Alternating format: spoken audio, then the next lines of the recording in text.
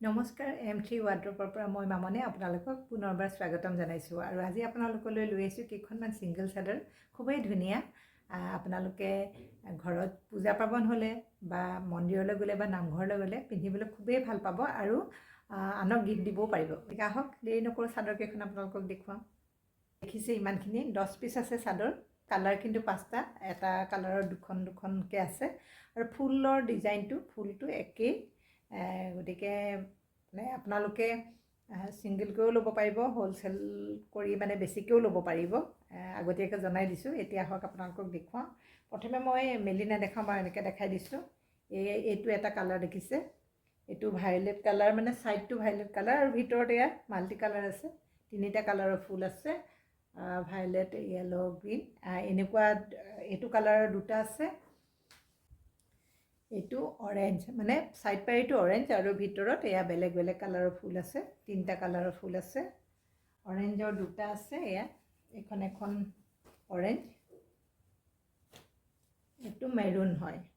এইটো side পাৰিটো maroon হয়, এয়া ফুলটো মেৰুণ হয় আৰু ইয়াতে মাজত সেইমতে মিলাই ফুল আছে। এটা মেৰুণ,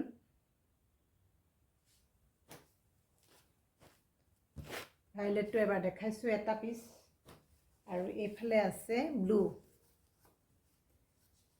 আৰু এইটো ব্লু আছে। এয়া ব্লু 2টা আছে, 2 পিচ, আৰু একেবাৰে শেষত আছে এয়া গ্ৰীণ কালাৰৰ। কৈছোৱে।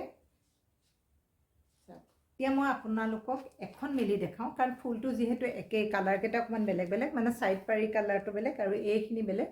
বাকী ইয়াতো এনেকৈ মাল্টি কালাৰ সেই কালাৰৰ লগত মিলাই পেলাই দিয়া আছে। গতিকে গোটেইকেইখন মেলি নেদেখাওঁ, এখন মেলি দেখালে আপোনালোকে ফুল কিমান আছে ভিতৰত অনুমান কৰিব পাৰিব। আৰু কালাৰকেইটা খুব ধুনীয়া ধুনীয়া নহয়নে বাৰু? এখন ভায়লেটখনকে আপোনালোকক মেলি দেখাওঁ। এইটো হৈছে আঁচলটো। চাওক, আঁচলটোত এইখিনি ফুল থকাৰ উপৰি এইখিনি ইয়াতে ডাঙৰ ডাঙৰকৈ ফুল আছে। এয়া দেখিছে আপোনালোকে, এয়া। আৰু এইটোতো বোৱা, যিহেতু এইটো কালাৰেই আছে। আৰু ভিতৰত চাওক, সৰু সৰু বুটাৰে গোটেই চাদৰখনত ভৰ্তি হৈ আছে একদম, আৰু ঘন ঘনকৈ আছে বুটাটো, বহুত বেছি ভাল লাগিছে।